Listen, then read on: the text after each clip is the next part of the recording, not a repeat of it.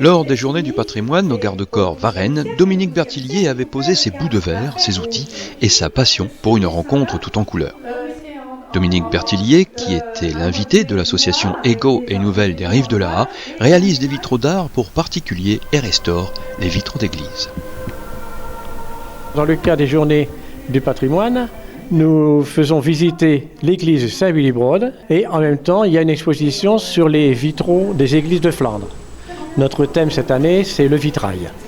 Et c'est pour ça que nous avons invité Mme Bertillier, maître verrier à Terre de Guêmes, pour nous démontrer son art et je dirais même sa passion. Et c'est bien en passionné de son travail que notre maître verrier parle de son métier d'art. Avec quelques explications, vous embarquez dans un monde où couleurs et lumière, techniques et gestes ancestraux vous sont comptés autour d'un vitrail en cours de réalisation. Le vitrail est un art ancien qui trouve ses origines au début du Moyen-Âge. Depuis, la technique n'a que peu évolué. Lorsque l'on fait un vitrail, le dessin doit dépendre aussi du tracé du plomb. Le plomb doit être harmonieux et à chaque fois que vous avez un changement de couleur, vous avez un plomb. L'ensemble est une sorte de puzzle qui, terminé et posé, filtrera la lumière céleste délicatement colorée. Mais les vitraux des églises revêtent aussi une fonction pédagogique.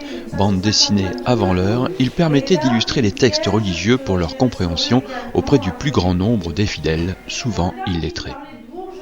Si aujourd'hui les vitraux ont un peu perdu cette fonction pédagogique, ils restent des chefs-d'œuvre hors du temps, même si, tous les 100 ans, il faut les démonter pour les restaurer. En règle générale, un vitrail, la durée de vie d'un plomb est de 100 ans en église et de 50 ans en appartement.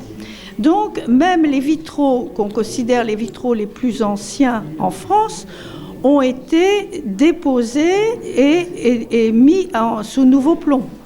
Les vitraux ont su devenir modernes et aujourd'hui, il n'est pas rare d'en voir dans les maisons contemporaines perpétuant ce métier d'art qui conjugue au quotidien minutie et savoir-faire millénaire.